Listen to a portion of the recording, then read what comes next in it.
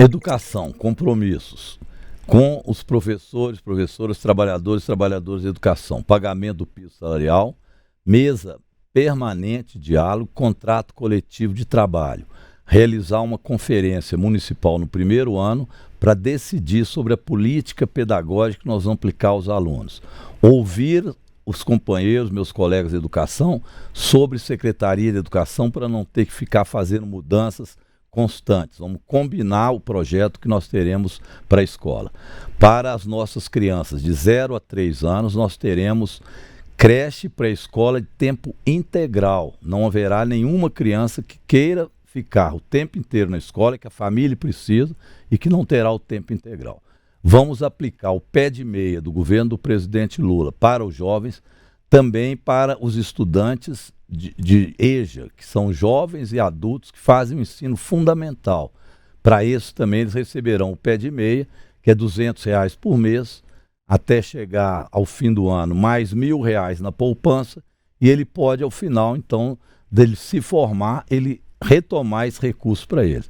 Será uma educação inclusiva para todos, que também olha as questões da mobilidade, das deficiências, uma educação para todo o povo de Belo Horizonte, uma educação, evidentemente, pública e de qualidade.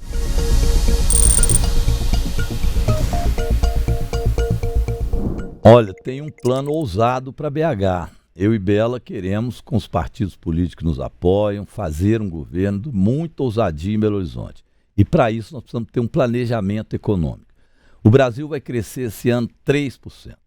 Os bolsonaristas não acreditavam, ficaram azarando, disse que o presidente Lula ia transformar isso aqui, segundo eles, numa Venezuela. Nós estamos vendo é a Argentina, lá do Bolsonaro Milei, indo para o buraco, sem crescimento econômico, sem nada. Aqui no Brasil, esse ano, 3%. O ministro Haddad já disse que o Brasil vai agora se estabilizar e ter um crescimento constante de pelo menos 10 anos com crescimento. Belo Horizonte precisa se preparar para isso. Então, quando a gente pensa aqui em economia, nós temos que saber o que nós vamos trazer para BH. Aqui, o grande é a área de serviço e comércio. Nós precisamos incentivar o turismo para que, através do turismo, serviço e comércio possam estar ainda mais pujantes. Nós precisamos pensar a questão ambiental e fazer um crescimento econômico também sustentável. Por isso, a Serra do Curral não é para minerar. A Serra do Curral é para trazer turistas. Vamos fazer um parque nacional da Serra do Curral, belíssimo, para atrair turista para vir para Belo Horizonte. Com isso, cresce os hotéis, o setor hoteleiro, o setor de comércio. Enfim, nós vamos fazer de Belo Horizonte também altas tecnologias, como, por exemplo, a capital da vacina.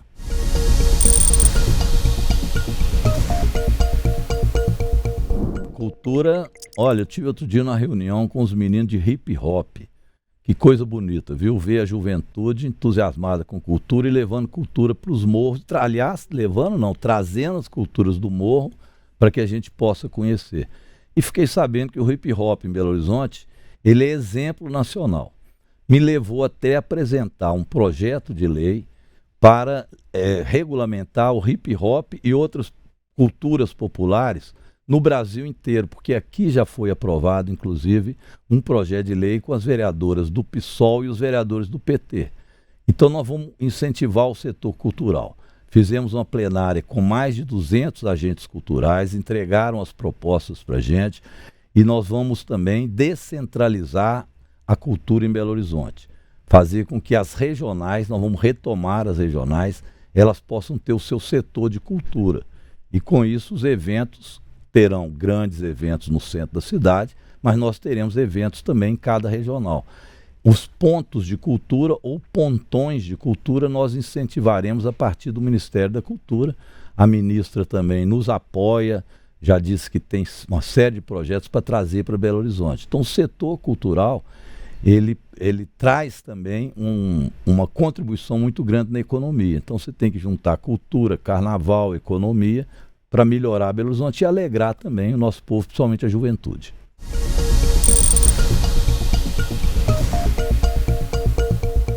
Mobilidade é um dos maiores problemas de BH. BH tem 2.600.000 carros. Imagina, é mais carro do que gente na cidade. Mas por que tem tanto carro? Tem tanto carro porque o transporte coletivo é muito ruim. Transporte coletivo hoje em Belo Horizonte é quase uma tortura você pegar um ônibus para ir trabalhar no outro lado da cidade. Então, pergunte à sua empregada doméstica quanto tempo ela demora no transporte. Se ela sair lá bem cedo, e ela geralmente pode morar na região metropolitana ou na periferia de Belo Horizonte, ela vai chegar na sua casa 1h30 depois, se for de manhã. Se for no horário de pico, isso demora mais de 2 horas. Às vezes tem que pegar não 2, mas 3 ônibus. Com isso as pessoas vão se modulando ao carro e o trânsito fica infernal. Nós temos uma modalidade de contrato com as empresas de ônibus que são muito bons para elas, mas não para a cidade, e nós vamos antecipar este contrato, esse novo contrato. O contrato termina em 2028, mas nós vamos, desde o primeiro dia do governo, montar uma comissão que vai ter os empresários, mas também os usuários, os técnicos que entendem do assunto, e nós vamos antecipar esse contrato para rapidamente nós termos um novo contrato com novos ônibus elétricos que já têm sido enviados pelo presidente Lula. Nós vamos enviar mais para começar a resolver o problema da mobilidade urbana em BH.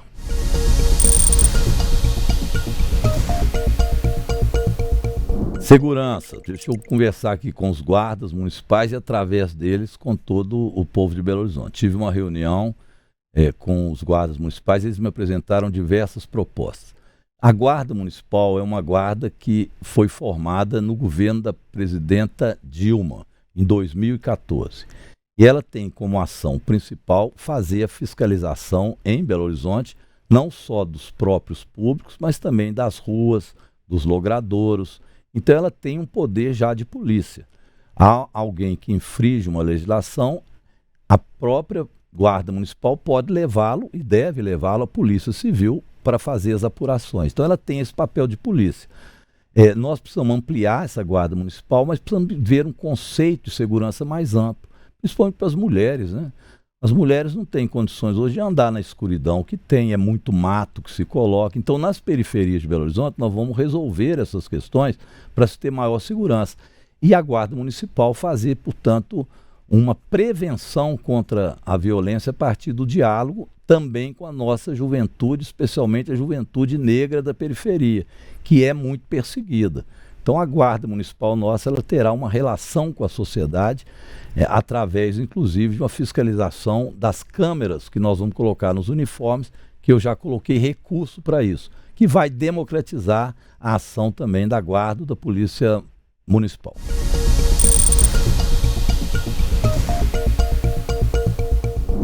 Principais problemas da saúde, principais gargalos, são as filas e a questão da vacina. Então vamos lá.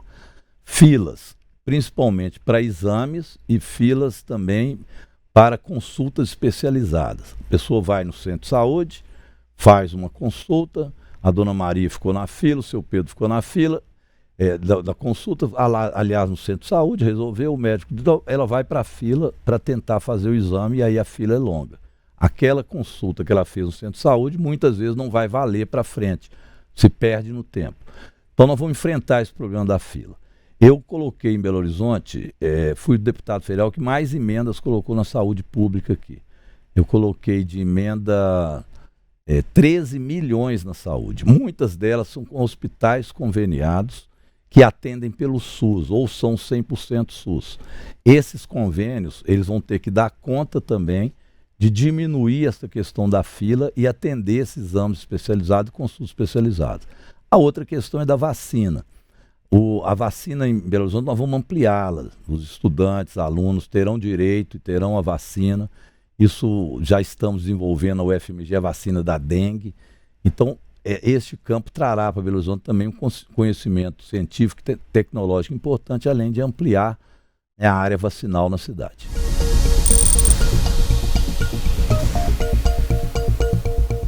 Participação popular, essa é a palavra-chave. Vamos lembrar os áureos tempos do nosso prefeito Patrus Ananias, onde nós tínhamos orçamento participativo pujante, as pessoas participando, escolhendo as obras. Você vai nas periferias, hoje lá no Morro do Papagaio. Essa escola aqui foi obra do OP. Você vai lá na região Nordeste. Essa praça foi obra do OP. E assim por diante. Então o orçamento participativo será retomado. Também, inerente a esse tema, é a retomada das regionais. Hoje a prefeitura não ouve, não escuta e por isso não atende a população. Nós vamos voltar com as regionais. Então as 9 regionais de Belo Horizonte vão voltar a funcionar. E vamos criar o que eu estou chamando de territórios da cidadania, principalmente vilas, favelas e periferia. Esse território da cidadania, todas as políticas públicas terão que ser aplicadas lá. Política pública de educação, como por exemplo o Pé de Meia, políticas sociais como Bolsa Família, serão por nós também reforçadas pela prefeitura com a presença nesses territórios, políticas públicas para o meio ambiente, plantio de árvores, né, contenção de encostas, tudo isso estará dentro da política do território da cidadania. E esse território da cidadania só funciona se tiver povo participando, escolhendo o que é prioridade e junto com as secretarias e com as políticas públicas do governo federal, diminuindo, portanto, o índice de pobreza e aumentando o índice de desenvolvimento humano.